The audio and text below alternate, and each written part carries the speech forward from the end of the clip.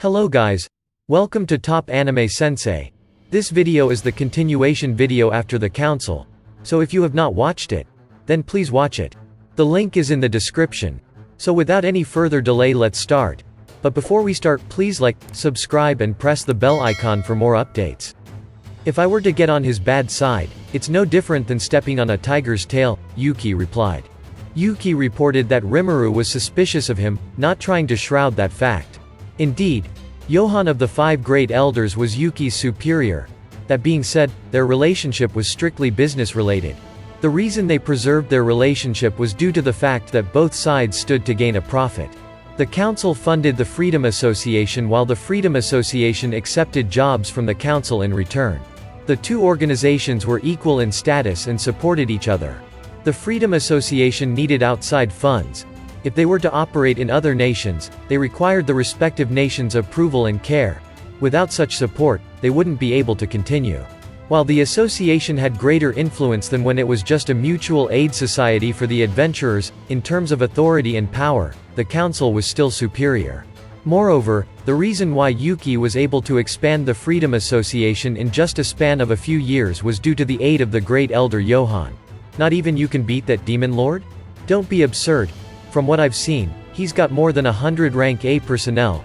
There's no way I could deal with that. That's a lot. I see that it was indeed the wiser choice not to antagonize them, but… Johan paused before turning to Yuki with a sharp eye. He continued, the Grand Elder has been complaining about Demon Lord Rimuru being in our way. Yuki, are you aware that this is because of your misstep? Huh, what do you mean? I'm talking about your plan to work with Demon Lord DISCLAIMER. Had your plan succeeded, even without those difficult Eastern merchants, we would still be able to trade with the Empire.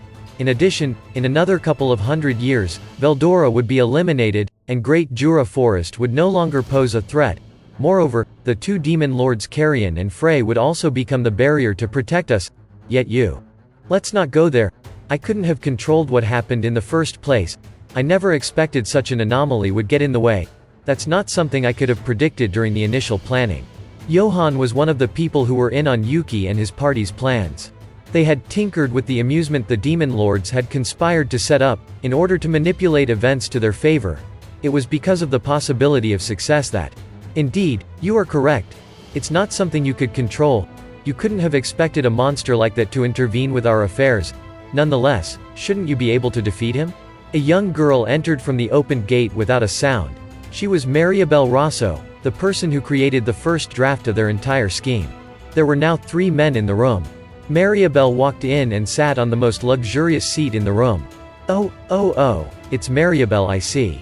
Where's Grand Elder Granbel? Grandfather isn't here today, it's just me. But that's irrelevant, I demand an answer to my question. Mariabel hadn't come looking for Johan. Her eyes were fixed on Yuki. Under her watch, Yuki spoke, it is impossible for me. Fighting Demon Lord Rimuru alone would be difficult, and with the Storm Dragon there as well, that's not something I can handle. In fact, no human can handle that kind of threat. You've seen Veldora yourself? Mariabel asked doubtfully. Yes, in his human form. He did, however, address himself as Veldora. Yuki answered honestly to Mariabel's every question. To Mariabel, this was only natural. I suppose you are right. Demon Lord Rimuru would be the key to sealing Veldora. If we leave that evil dragon unaddressed, it will, surely, rain catastrophe on the world. That's what grandfather told me. Indeed, Grand Elder Granbel lived through the era when that evil dragon rampaged freely. He told me time and again that it was no wonder why God was always so cautious. The evil dragon Veldora was tamed by Demon Lord Rimuru, so it would be dangerous to make a move on them. However, for the future glory of us Rosso, we have to take down the head of the Tempest Federation. This is a tough situation we have at hand. Yuki, are you sure you can't defeat Demon Lord Rimuru if you bring out your real skills? Johan asked once more. On top of Mariabel's query, the same question was repeated 3 times. Surely Yuki of all people would be able to defeat Demon Lord Rimuru? To these questions, Yuki gave the same answers each time, although this is not exactly the case, in truth. Even Hinata was defeated by him. Surely it will be difficult for me to triumph, should I challenge him, but perhaps my chance of success could increase dramatically in the right circumstances. Yuki was almost saying, if it's just Demon Lord Rimuru, we may still come up with something. Maribel stared at Yuki as she pondered. Then, what are you planning? Well, first we need to avoid antagonizing Demon Lord Rimuru. My guess is that even if we emerged victorious, the sacrifices would far outweigh any benefits we may reap. Yuki proceeded to explain their future plans, including Kigali's expedition to investigate the ruins. So, under Maribel's order, Yuki even gave out all the information regarding Claimant. Maribel and Johann intended to utilize this to begin their own operations. She had some ideas. Whether it was to neutralize or eliminate Demon Lord Rimuru completely, this matter needed to be settled. Otherwise, the grand dream of the Rosso would never come true. While they could easily take over the world if they were to collaborate with Demon Lord Rimuru, Maribel thought that this would be their last resort, and should only be considered when they were truly out of options. The reason was the drastic difference in their ideals. In this life, Maribel hoped to remove gold as the universal currency and instead promote paper money in each nation's economy. She didn't want all the available currencies to just disappear. Instead, she wanted each nation to have their own currency. It didn't necessarily have to be paper. It could be silver, copper or whatever. As long as the economy of the world converted to using paper money whose value would be determined by its nation's power, and its exchange rate reflected that. And this power would be set by the council, by the will of the 5 great elders. The key to success here was for the elders to be able to determine the value of nations. Weak countries could be taxed heavily, or they could be forced to perform laborious military service in the name of subjugating monsters. With these conditions set, nothing stood in the way of their grand plan, using the economy to manipulate the members of the Western States Council. This plan that was drafted by Maribel, and carried out by Granbel, would be successful. For the past few years, they had built the foundation, yet now, this foundation was being torn up. Due to the sudden rise of Demon Lord Rimuru and the Tempest Federation, all hell broke loose with their plan. Maribel could already see how things would progress. Demon Lord Rimuru planned to provide a defensive force to earn the trust of the Western nations. Letting moderate economic relations be tolerated against the backdrop of a mighty military force, this was Demon Lord Rimuru's plan. By using the small nation of Bloomond as his base of operations, he would expand his influence to the Western nations. In doing so, he would control the flow of goods and people would become happier doing labor while he ensured their safety. What kind of a joke is that? Maribel cursed internally. For large kingdoms such as Dwargon and Sarian, since they were more self-sustaining, Maribel would still tolerate their existence outside her grasp despite discontent. Yet now, the Tempest Federation deliberately entered Maribel's territory. Their willingness to join the Western States Council was, without a doubt, a declaration of war against Maribel and the Rosso. They wanted to disrupt Maribel's hunting ground. She could not accept that no matter what. Maribel was certain that she and Demon Lord Rimuru were incapable of coexisting peacefully.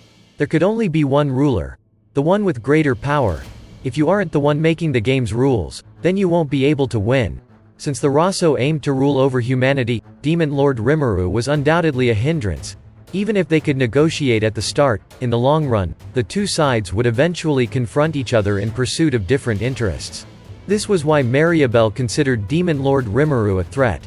Yet, to eliminate Demon Lord Rimuru, that was easier said than done. In order to observe Demon Lord Rimuru by herself, Maribel actually attended the opening festival. She convinced Granbel that she wouldn't do anything reckless and set out towards the nation by herself. It turned out her guess was on the money. The Jura Tempest Federation was too charming of a nation.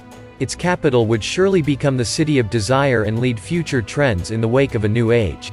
This nation's value would only grow as it established more alliances and strengthened relationships with other nations. In time, the world would no longer be in the Rosso's grasp. Yes, that's right, everything must have been going according to Demon Lord Rimuru's plan. Maribel was upset at that thought, almost wanting to break down in a tantrum. But she managed to restrain her fury before planning what to do in the future. Simply defeating the opponent was not an option. Even if they were to succeed, they couldn't dismiss Veldora and his unpredictability. The legendary being took out 20,000 elite troops single-handedly. It would be most unwise to allow it to rampage freely. With this being the case, the only solution here was to neutralize the threat. But in what way should we give the carrot or the stick? If using the stick, Duke Muse's case was a telling example of failure. Under Maribel's careful planning, the game was to do a favor for the Demon Lord Rimuru. Yet he didn't play by the rules and instead retaliated. Duke Muse might have proven his stupidity in misjudging the situation, but his connection to Demon Lord Rimuru was worthy of praise. Indeed, it was extremely stupid to have alerted them so easily. Demon Lord Rimuru wished to join the council. It would have been easy to reject him outright. Mariabel had foreseen wars before and bought up crops and other goods in anticipation. Furthermore, due to the civil unrest in the Kingdom of Bloomond, the civilians' own stores went into circulation on the market. And that's it. Thank you so much for watching. And if you guys have not watched the previous parts, then please watch them. The links are in the description. And don't forget to like, subscribe and press the bell icon for more updates.